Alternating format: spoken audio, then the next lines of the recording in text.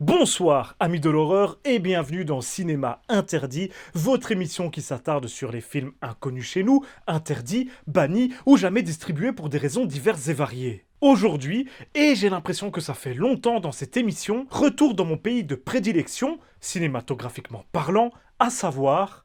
le Japon. Pour un film que je qualifierais de complètement fou, de sexy, qui propose une créature délirante, qui a une note catastrophique sur IMDb qui, à mon sens, ne représente pas du tout la qualité du film, et que j'ai eu la chance et l'honneur de pouvoir projeter durant la première édition de mon festival Cinéma Interdit à Paris. Et il y a peu de chances que ce film passe à nouveau en France, honnêtement. J'ai toujours su que je vous en parlerais dans cette émission, et l'heure est venue.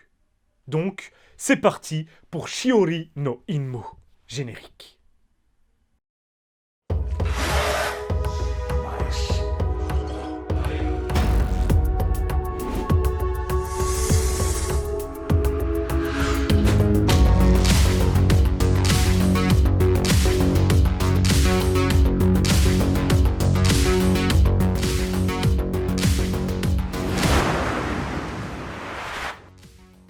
Shiori no Inmu, que l'on peut traduire en français par Les Nuits Salaces de Shiori, ce qui annonce la couleur, est un long métrage réalisé en 2019 par Amane Sato, un jeune cinéaste encore totalement inconnu chez nous, mais qui enchaîne les projets à une vitesse impressionnante. Avant le film qui nous intéresse, il a réalisé plusieurs épisodes de la franchise Tales of Terror G-Men, une saga de documentaires horrifiques dans lesquels une équipe de tournage part à la recherche de fantômes dans des lieux présumés hantés. Je pensais que c'était de simples phone footage, comme il en existe tout plein et particulièrement au Japon, mais Sato m'a bien rectifié. Non, ce sont de véritables documentaires, rien n'est scénarisé, tout est vrai. Il m'a raconté pas mal d'anecdotes sur ses tournages, comme le fait que lui et ses compères jouaient à pierre-feuille-ciseaux pour savoir lequel parmi eux allait être envoyé sur les lieux dits hantés et donc rencontrer les fantômes. C'était chaque fois une expérience terrifiante pour le perdant. Après la sortie confidentielle même au Japon de Shiori no Inmu, il réalise également l'intéressant I Want to See Ayako Tachibana,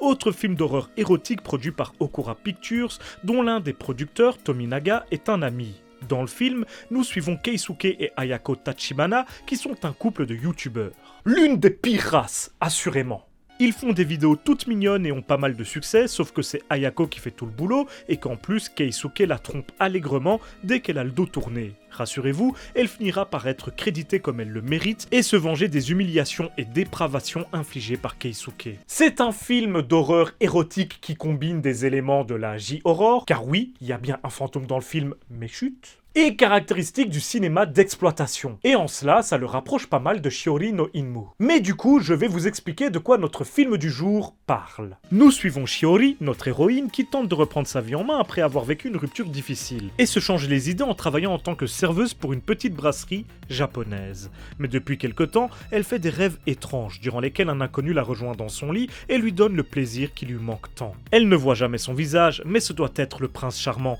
d'autant que ces nuits lui font du bien, même si elle lui rappelle sa solitude. Seulement voilà, au fur et à mesure que l'inconnu revient, nuit après nuit, il ressemble de moins en moins à l'homme idéal, et se transforme peu à peu en créature effrayante, dont l'impact commence à se faire ressentir dans la réalité, dans la vraie vie, même durant son travail. L'un de ses collègues, amateur d'occulte et secrètement amoureux d'elle, soupçonne qu'elle est victime de mauvais esprits et va tenter de l'aider pour gagner son cœur par la même occasion. Comment Shiori va-t-elle pouvoir s'en sortir ? Telle est la question. Mais surtout, qu'est-ce que je peux bien trouver d'intéressant dans un tel film ? Au moment où je l'ai projeté à Cinéma Interdit, il avait moins de 2 sur 10. Genre 1,7. Et vous pouvez chercher sur IMDb une si mauvaise note, c'est vraiment très rare. Comment ça s'explique ? Bon, dès le départ, clairement, ce film ne méritait pas une telle note. Quasiment aucun film ne le mérite. Ce qui ressort de certaines critiques, ce serait que le film est trop bizarre, bon, c'est limite une qualité pour moi, ou bien pire, j'imagine, il serait trop érotique. Je veux dire, certains spectateurs lui ont littéralement reproché ça. Et même certains spectateurs, à Cinéma Interdit, l'ont trouvé trop érotique ou pensaient qu'il proposait des scènes de sexe trop longues. C'est un peu bizarre de reprocher cela à un film ouvertement érotique. Alors, selon moi, ce que ça veut dire, c'est que beaucoup de spectateurs se sont retrouvés face à ce film sans vraiment savoir ce qu'ils allaient regarder. C'est par exemple le cas des gens qui sont venus à Cinéma Interdit. C'était vraiment une surprise de bout en bout. Donc je peux comprendre. Mais le film a de vraies bonnes qualités. Au-delà de la prestation habitée de son actrice principale, Chihiro Matsukawa, qui est hyper convaincante, et ce même durant certaines scènes très difficiles, nous avons droit à quelques vraies propositions de cinéma, ingénieuses et quelquefois même poétiques, ainsi qu'à des allégories pertinentes et créatives, et ce, au sein d'un métrage financé avec 3 francs 6 sous. Par exemple, le lien que le film fait entre tous les liquides, le sang, le sperme et la sueur, qui sont ici des symboles sexuels très forts, tout en faisant le lien avec la peur et l'horreur. Amane Sato trouvant que l'essence de la J-horror se trouve dans la pénombre et l'humidité d'une chambre japonaise, ce qui est particulièrement intéressant comme point de vue. Aussi, toutes les scènes de rêve du début du film se déroulent dans un décor totalement immaculé, dans lequel Shiori passe ses meilleures parties de jambes en l'air avec un inconnu qui sait comment prendre soin d'elle. Cette blancheur paradisiaque représente la satisfaction sexuelle de notre personnage, ainsi que le bien-être que cela lui procure. Et même s'il est illusoire puisqu'originaire d'un rêve, pour le moment, cela lui suffit. Cette lumière est parfois perçue dans la réalité, dans des moments bien précis, comme lorsqu'elle trouve des taches de fluide appartenant au bel inconnu qui la visite la nuit. Ses souvenirs chauds et heureux la rendent bien. Lorsqu'elle se réveille et est confrontée à la réalité, à savoir le fait qu'elle soit seule et pleine d'un désir inassouvi, c'est totalement différent. Elle est en sueur dans un environnement sombre et par ailleurs superbement photographié. Mais bientôt, le rêve tantôt immaculé sera lui-même maculé de noirceur, tandis que la créature montrera peu à peu son véritable visage et cette noirceur se propagera peu à peu dans le quotidien de Shiori. Son désir devient trop pressant, trop dur à contenir et se met à impacter sa vie, tandis qu'elle cherche tant bien que mal à le freiner. Honteuse. Ce n'est qu'en cédant enfin à son désir et en couchant avec son collègue amoureux, qui deviendra son petit ami, qu'elle réussira à faire partir le démon, définitivement l'incarnation de sa libido trop longtemps contenue. Car oui, le désir féminin et le tabou qui l'entoure sont au cœur de l'intrigue de Shiori no Inmu. Son précédent copain l'a quittée après l'avoir surprise en train de se faire plaisir pendant ses menstruations, ce qui a dégoûté notre bonhomme au point de faire ses valises et de s'en aller, non sans l'avoir humilié au passage. Cela créa un petit traumatisme chez Shiori, désormais honteuse de son appétit sexuel vorace et de sa libido importante, comme si une femme n'avait pas le droit de ressentir du désir, un sentiment beaucoup plus accepté lorsqu'il est associé à la masculinité. C'est ce sentiment de honte qui pousse Shiori à se retenir, à le dissimuler et surtout à l'ignorer, ce qui permet à un terrible démon d'entrer dans ses rêves, puis peu à peu dans notre monde, en profitant de la faiblesse de Shiori et de ce désir colossal qu'elle refoule tant bien que mal. Pour ma part, je trouve cette idée vraiment bonne. Et cela permet de joindre très efficacement horreur et érotisme, avec, il est vrai, certains poncifs qui sont un petit peu lourds et particulièrement présents dans ce genre de production japonaise, mais on parle quasiment de code à ce niveau-là, donc on leur pardonnera. Comme les mimiques et les gémissements omniprésents de Shiori durant les scènes de sexe. Alors, par contre, cette vision du désir féminin reste bien masculine en l'état. Je ne vais pas le nier, c'est du male gaze à fond, mais dans le cadre de ce genre de production érotique, pour ma part, c'est pas vraiment dérangeant. C'est pas censé être un film à discours à la base. Donc c'est déjà pas mal si le film en a un. D'autant que le message reste malgré tout qu'une femme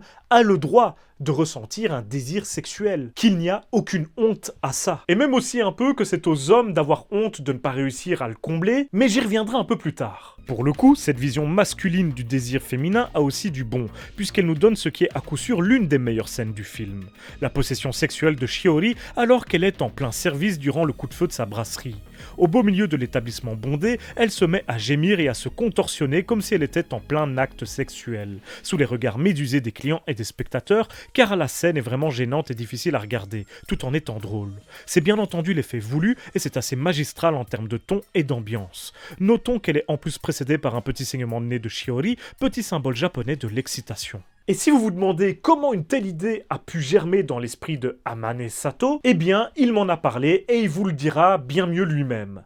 プロデューサーがこの映画のプロデューサーがその女優さんと知り合いで聞いたって言ってましたね。そうそうそうそう。あ、思い出した思い出した。そうそうそうそうそう。なんかそのまあ若い女優の子がなんかオーディションの時に私幽霊とエッチしたことがあるんですっていうのをそのプロデューサーに話してたらしくて、なんか夜な夜な来て自分とこうまあエッチしてからその後壁に消えてったかなんかだったかな、なんかそういう話をねしてて、でなんかそれが不思議と全然嫌じゃないですよみたいな話をしてたんですよ。だから幽霊に襲われるって生きるか死ぬかみたいな話だと思ってたら全然そんなことなくて、全然嫌なことではなくて不思議な体験でしたっていうのをそのプロデューサーに言ってて、でそれ面白いですねって言ってそれを元にはしましたね。確かにそれがきっかけですね。やっぱその幽霊に幽霊と性交渉するっていうのがどれだけ恐ろしいことかっていうのを僕なりにさらに付け加えてドラマ化したっていうか物語化した感じですかね。なんかその元になってる女優さんの話だと、悪い話じゃないというかなんか全然嫌な恐怖体験っていう感じではなかったと言ってたんですけど、でもやっぱり幽霊と性交渉するってことは何かしらのやばさがあるんじゃないかっていうので僕なりに考えた。で一番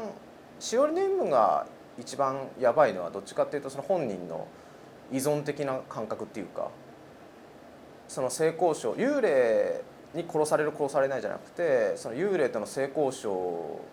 でその世界にどっぷりはまってしまう、でそこから抜けられなくなってしまうって本人の精神的なところの弱さっていうのが一番怖いよねっていう話にしたんですよ。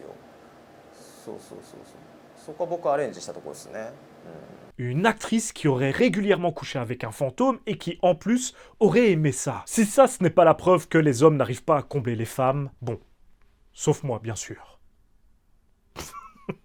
Le traumatisme de Shiori et sa honte découlent directement de l'échec de sa relation et du rejet de son ex, dégoûtée par sa façon de céder à ce désir. Elle se sent coupable et décide donc d'ignorer ses pulsions dorénavant. Lorsqu'elle finira par reprendre confiance en elle et accepter l'intérêt de son collègue pour elle et retenter une aventure amoureuse et sexuelle, pendant un temps, cela la calmera et lui permettra d'avancer. Sauf que le film termine de façon assez ironique, car après une partie de jambes en l'air matinale, monsieur part au travail et la laisse seule. Et alors qu'il vient de partir, Shiori entend une goutte tomber, symbole de l'arrivée du monstre depuis le début du film et donc du retour de son désir sexuel. Ce qui signifie qu'elle n'est toujours pas comblée, même dans cette relation. C'est évidemment fait un petit peu sur le ton de l'humour, et d'ailleurs, ça fait rire. Mais Shiori est vraiment difficile à combler sur ce plan-là, factuellement. Et c'est d'ailleurs en partie de ces difficultés que vient sa honte, comme si elles étaient problématiques. Mais clairement, le point le plus notable et mémorable du film, c'est sa créature, que nous avons brièvement évoquée jusqu'ici, et qui se dévoile peu à peu à chaque rencontre avec Shiori.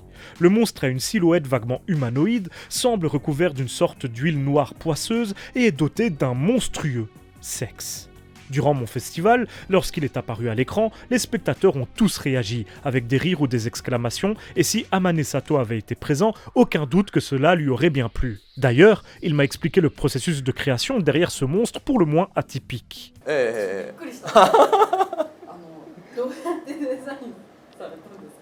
あれはちょっと遊びというか、なんかやっぱ映画の中で一つとんでもないものをやりたいなっていうのがあって、やっぱ低予算だったんで全部普通に真面目に撮るだけだとやっぱちょっとしょぼい映画にただなるだけだなっていうのが危惧してて、そこを何か一つなんかちょっと印象に残る何かを作んないとダメだとっていうところから、なんか彼女のヒロインのなんかこの妄想というか、なんていうのかな、その性欲の具現化みたいな、性欲お化け言ったら性欲お化けの具現化をした方がいいんじゃないかっていうふうになって、で造形部と特殊造形の土肥さんっていう方と、佐々木君もよく知ってる人だと思うんですけど特殊造形のスタッフといろいろデザインを話して、分かりやすくなんか男性器をこうモチーフにしたらいいんじゃないかみたいな話になったわけですよ。でなんかそれ男性器というモチーフと黒い人間というモチーフがあって、で黒い人間っていうのは単純にその自分の影みたいな、ヒロインのもう一人のヒロインみたいな意味でその影というところから黒い人間っていうのが生まれて、でその黒い人間ってもともとあったものと男性器っていうのを合わせたらどうなるのかみたいな。で普通に考えたらエイリアンになるんですけどリドリー・スコットのね。でエイリアンになっちゃうんだけど、それはちょっとパクリになるから、だからもうちょっと新しいデザインにしましょうよっつっていろいろ考えた結果ああなったっていう感じですね。なんかすっごいもうそのまんまみたいな、ストレートみたいな感じので、なんかすごい巨大な男性器をつけた黒い人間なんだけど、でもそのままだとそれはそれでちょっとまだそれでもちょっとあれだから頭をちょっと陥没させて首が頭があんまり出てないみたいな、完全にはまだ人間じゃないじゃないけどね、化け物感みたいなのちょっと足したみたいなことはしましたけどね。個人的にはすごく驚きましたけど、でもかっこよさも感じまあ、本当ですか。ありがとうございます。Un sacré monstre pour un sacré film, assurément. À noter que Doi Yoshinari, dont il parle, est un excellent concepteur d'effets spéciaux et de maquillage, et que c'est grâce à lui que bon nombre de productions indépendantes ont pu dépasser leurs conditions de film à petit budget, parce qu'il est trop fort. Bon, évidemment, le film n'est pas parfait. Toutes les scènes avec ses collègues, et notamment celui qui est amoureux d'elle, sont assez impersonnelles et insipides, ont soit une fonction d'exposition, soit un objectif comique. Elles sont donc purement fonctionnelles, et on sent que Amane Sato n'a pas pris beaucoup de plaisir à les réaliser, contrairement à celles mettant en scène les rencontres entre Shiori et notre antagoniste qui, elles, sont toujours inventives entre érotisme, comédie et horreur. Évidemment, nous sommes face à une intrigue qui se veut fun, grossière et même débile sur les bords, et elle le fait très bien. Forcément, cela donne quelques failles à son discours sur le désir féminin, artistiquement abouti selon moi, mais qui peut en rebuter certains et certaines à cause de sa grossièreté et de son regard résolument masculin, destiné à alimenter des scènes érotiques, elles-mêmes destinées à un public lui aussi majoritairement masculin. Certains ont mal compris son propos et parlaient d'un film qui s'amusait du viol avec un fantôme qui prend de force sa victime dans des scènes qui se veulent comiques, et si je comprends qu'on puisse y penser, ce n'est pas l'intention du film et ce n'est pas ce qu'il raconte. Certaines critiques extrêmement négatives ou notes très basses découlent de cette mauvaise compréhension, mais proviennent de personnes qui ne connaissent rien au cinéma érotique et softcore japonais et ne savent rien de son historique, des romans porno de la Nikatsu ou du Pinku Eiga dans son ensemble, qui font partie des ancêtres de ce Shiori no Inmu. 大体一緒じゃないですかね、そのヨーロッパと。なんか面白がってくれる人と酷評する人みたいな感じだと思いますよ。で僕自身は酷評されても仕方ないなって思ってるし、そのまあ稚拙な、一生懸命頑張って作りましたけど、ちょっとやっぱり安っぽい映画だよねとか演出甘いよねとか思うことあるし、言われても仕方ないなと思う一方、褒めてくれる方もいて、でも褒めてくれる方は僕が熱を入れて演出したところをやっぱ褒めてくれるし、そのさっきおっしゃっていただいたような化け物だったり男性器のね化け物だったり、あったはやっぱそのエロい映画なんだけどところどころにやっぱりなんとかこう J ホラー的なものを入れようと思ってやったんですけど、やっぱその辺をちょっと汲み取ってくれて褒めてくれる人もいるし、でも基本的に褒めてくれる人は少数派じゃないですか。で日本でしおりの陰夢知ってる人って大体そのとんでも映画としてよく知ってるって感じなんですよ。そういう意味では無視されるよりはそういうふうに残ってよかったなと思ってるんですけど、とんでも映画を見る会みたいなのでネットとかエゴサしてたら出てきますからね。しおりの陰夢を見るみたいな、配信で見るみたいな人いますからね。Mais vraiment, à nouveau, tous ces défauts me paraissent anecdotiques. Et pour moi, c'est un vrai bon petit film. Techniquement, malgré un faible budget et la qualité en dessous des scènes fonctionnelles que je mentionnais juste avant, c'est une belle réussite. Amane Sato a de bonnes idées et est soutenu par une équipe expérimentée de ce genre de production, ce qui nous donne quelques plans superbes et une photographie nocturne notamment vraiment réussie. Enfin, son mélange des genres, qui est selon moi à l'origine de la mauvaise réception de pas mal de spectateurs, est sa grande réussite, car j'estime qu'il est parfaitement géré. Et Sato m'a dit quelques petits mots à ce sujet. エロいなっていう瞬間って結構緊張感があるんですよ。キスするかしないかみたいな、男女2人がキスするかしないかみたいなところって、その空間を結構緊張感が支配してると思うんですけど、ホラーも一緒かなとはなんとなく思っていて、結局その緊張感、その空間の張り詰めた空気とかっていうのをいかに作れるかっていうところがホラーだと思うんですけど、エロも真面目なエロだったらそうなるかなっていうイメージがあって、だからそういう意味ではなんか作り方のなんか方向性大体一緒かなっていう気はしてるんですよね。エロもエロでいろんなエロがあって、ホラーと一緒で、だから明るいエロとかもありますけど、爽やかなエロとか、僕がエロいなって思うのってやっぱり真面目なエロなんで、真面目なエロだとやっぱ結構緊張感が大事っていう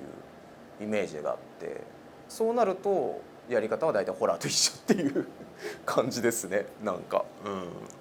Shiori no Inmu est un vrai bon petit film d'horreur érotique. Sa façon de récupérer certains codes de la J-horror pour les fondre dans son discours et dans son érotisme ambiant est juste génial. Comme par exemple le flou qu'il laisse planer entre la forme d'un fantôme et celle d'un phallus. Sa façon d'utiliser un lieu iconique à la fois de l'érotisme et de l'horreur, à savoir la chambre à coucher, comme un théâtre pour ses événements sordides est également juste brillante. Tout comme celle de changer le désir sexuel en monstre, même si certains se plaindront d'un manque de subtilité que le film n'a jamais souhaité avoir, bien au contraire. Il récupère également certains codes et clichés du shoujo, grossièrement les mangas pour jeunes filles, pour les mettre au service d'un film d'horreur érotique, ce qui est à la fois drôle et bien pensé, et peut expliquer les scènes fonctionnelles sans grande saveur que j'évoquais il y a quelques minutes. Tout cela dans un petit film confidentiel, jamais sorti en dehors du Japon à part dans un obscur Blu-ray, uniquement diffusé en Europe par votre serviteur, et qui a injustement été pointé du doigt par des spectateurs qui, majoritairement, n'ont pas l'habitude du V-cinéma et de l'érotisme à petit budget japonais. Cela ne correspond pas à tous les publics, assurément, mais si vous aimez ce genre d'œuvre, Shiori no Inmu ne vous décevra pas. Et à nouveau, chapeau à Shihiro Matsukawa qui porte le film sur ses épaules. Et voilà, c'est déjà la fin de cet épisode de Cinéma Interdit, ça faisait longtemps. J'espère qu'il vous aura plu. Dans tous les cas, on se retrouve très bientôt pour une prochaine vidéo, et d'ici là, surtout n'oubliez pas, si vous avez peur, c'est que vous êtes toujours en vie.